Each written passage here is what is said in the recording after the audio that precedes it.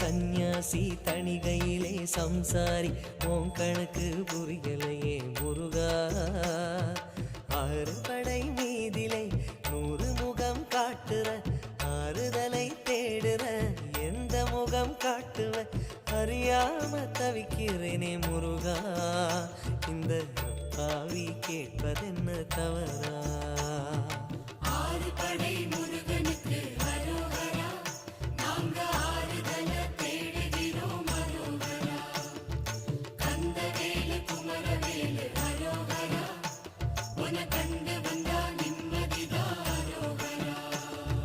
பழனியிலே சந்நியாசி தணிகையிலே சம்சாரி உன் கணக்கு புரியலையே முருகா. உன் கணக்கு புரியலையே முருகா.